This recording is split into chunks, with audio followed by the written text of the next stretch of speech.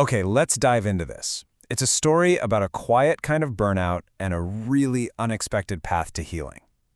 And it starts not with some big, dramatic collapse, but with a slow, creeping fade.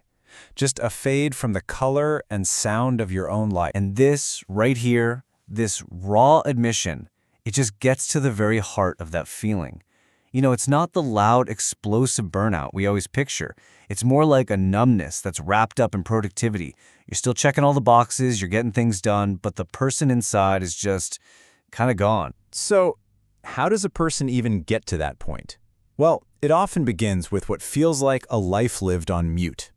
This state of chronic, low-grade burnout where you feel totally disconnected from your own life, even while you're going through all the motions. The experience is described as being trapped in a silent prison, where the walls are made of your own thoughts.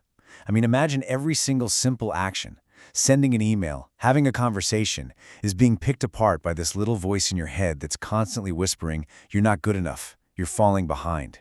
It's exhausting. Well, it turns out there's actually a name for that negative inner voice. It's called the default mode network. Think of it as your brain's background noise machine.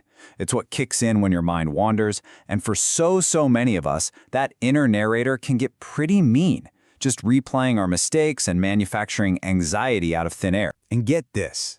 This statistic really brings it all home. This isn't just you being emotional. It's a biological habit. Our brains get stuck in these negative loops, and that constant self-criticism keeps our entire nervous system on high alert 24/7. But then, just when it seems like that's the whole story, things start to shift. And it happens with a quiet invitation, a really reluctant first step onto a pickleball court. It's this completely unexpected turn away from that inner world of criticism and toward the outer world of just play. And this simple question, it becomes the turning point. It suggests that maybe, just maybe, healing doesn't start with being perfect or having it all figured out. Maybe it starts with something a lot smaller and a lot more forgiving. See, the invitation wasn't a challenge. It wasn't, "Come be good at this." It was an offer of acceptance.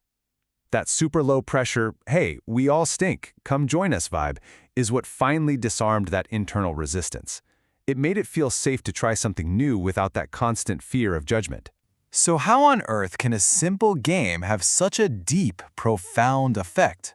Well, the answer is in the pretty fascinating science of play and how it can literally, physically rewire a burned-out brain. It all starts with this wild neurological state called transient hypofrontality.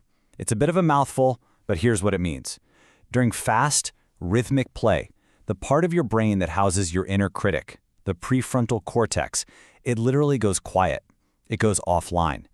It's like a forced mental vacation from yourself. And in the absence of that nagging inner critic, something pretty remarkable starts to happen. You're not trying to be mindful. The game itself hijacks your attention and just forces you into the present moment. Each of these things here, less shame, more presence, it creates this little micro moment of safety that tells your nervous system, hey, you can relax here. And here, you can see the replacement happening in real time. That old, harsh inner critic starts getting drowned out by this new, encouraging court voice. This is neuroplasticity in action, your brain's ability to actually change itself. And with enough repetition, those kinder messages, they actually start to stick around. And here's the kicker. This healing doesn't happen in a vacuum. It happens through something called co-regulation.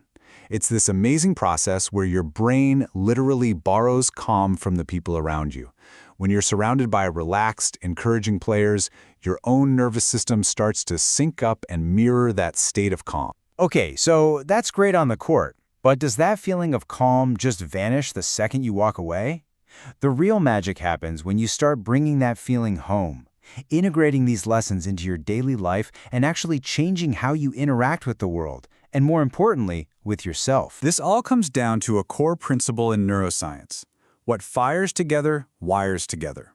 All that means is every single time you have a positive, connected experience on that court, you are strengthening new, healthier pathways in your brain. Repetition is literally rewiring your mind for the better. So this led to a whole new habit, a rally journal. Instead of ending the day by replaying all your mistakes, this new ritual focuses on simply acknowledging the effort.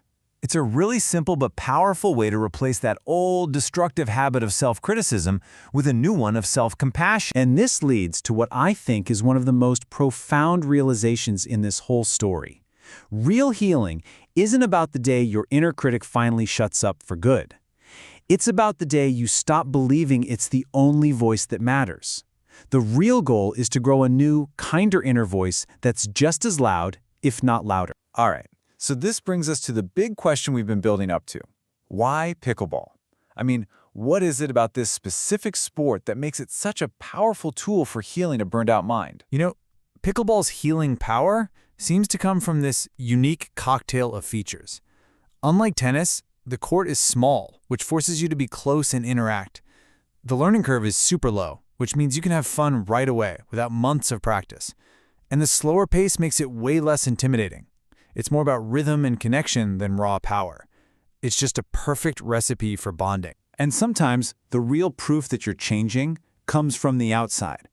This simple observation from the author's daughter, it's what you'd call a quiet win.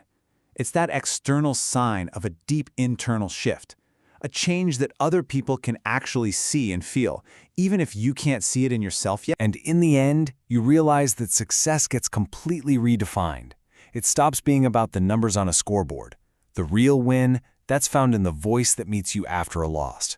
It's about building the resilience to meet your own failures with grace instead of shame. And that leaves us with a question for you. The court is really just a metaphor, right? It's a metaphor for any activity that pulls you into the present moment and connects you with other people. It could be a hiking trail, a dance class, maybe a community garden. So, what's your version of the court? What's the place that helps you quiet your mind and remember who you really are?